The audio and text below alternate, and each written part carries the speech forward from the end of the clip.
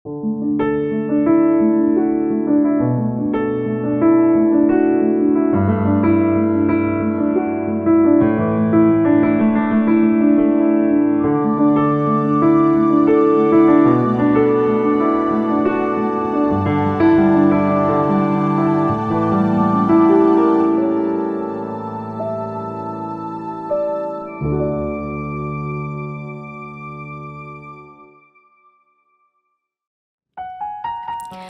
pagi Bapak Ibu Saudara yang dikasihi Tuhan. Mari pada pagi hari ini kita luangkan waktu kita sejenak untuk menyembah Tuhan. Haleluya Yesus, terima kasih. Tak terbatas kuasa-Mu Tuhan, semua dapat Kau lakukan.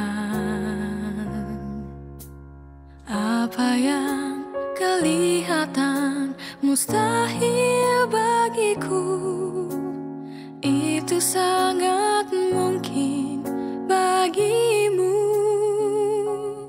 Di saat ku tak berdaya, kuasa-Mu yang sempurna. Ketika ku percaya, mujizat itu nyata. Bukan karena kekuatan, namun Roh-Mu ya Tuhan. Ketika ku berdoa, mujizat itu nyata.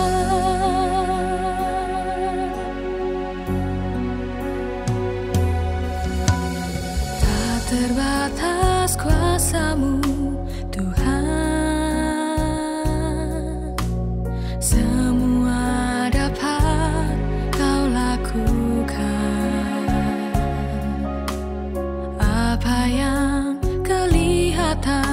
mustahil bagiku, itu sangat mungkin bagimu. Di saat ku tak berdaya, kuasa-Mu yang sempurna. Ketika ku percaya, mujizat itu nyata. Bukan karena kekuatan, namun Roh-Mu ya Tuhan. Ketika ku berdoa, mujizat itu nyata.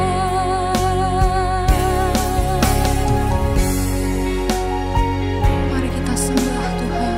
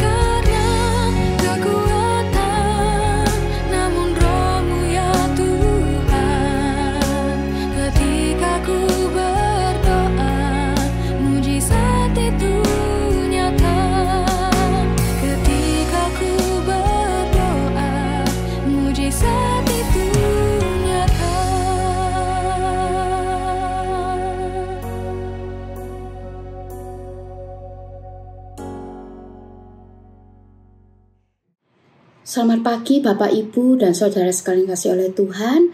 Kita berjumpa kembali dalam kasih karunia Tuhan kita Yesus Kristus.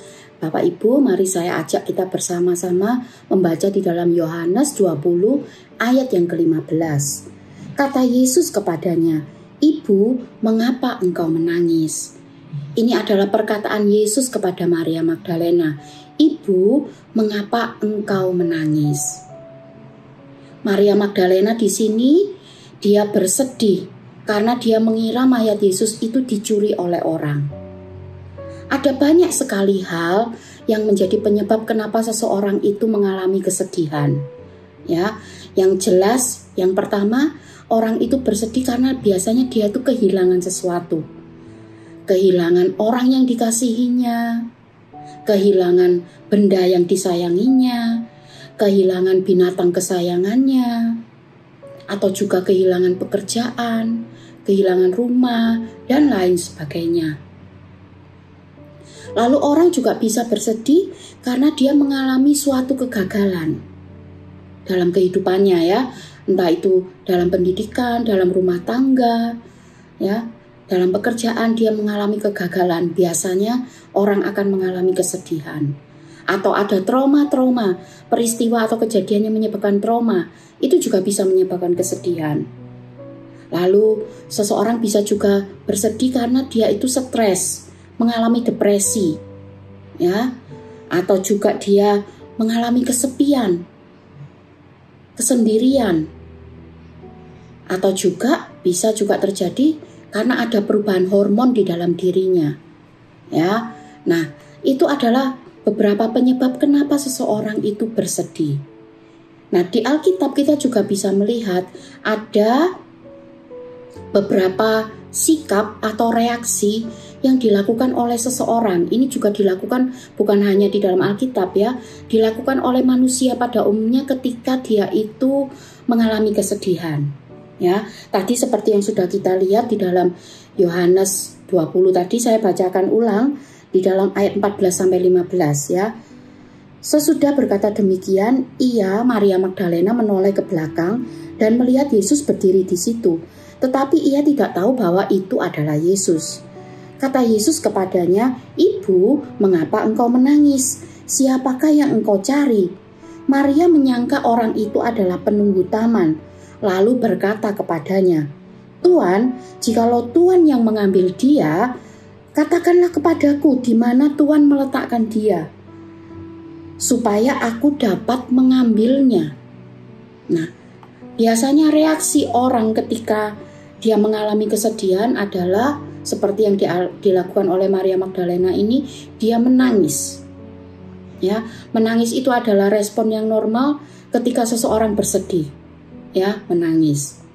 Nah, tapi kalau kesedihan itu tidak dikelola dengan baik ya Bapak Ibu, dia ini akan menyebabkan seseorang itu hanya fokus kepada masalah.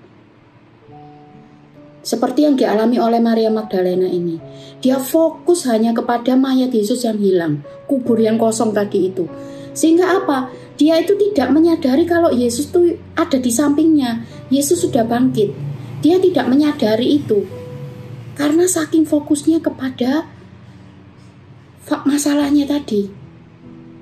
Orang yang terlalu fokus pada masalah, dia pasti tidak bisa fokus kepada Tuhan.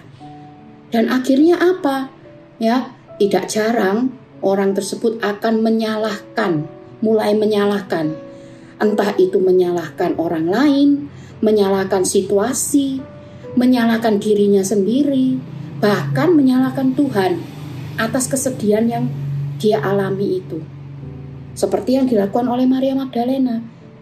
Ketika dia menyangka bahwa Yesus itu adalah penunggu taman, dia menuduh, menyalahkan Yesus.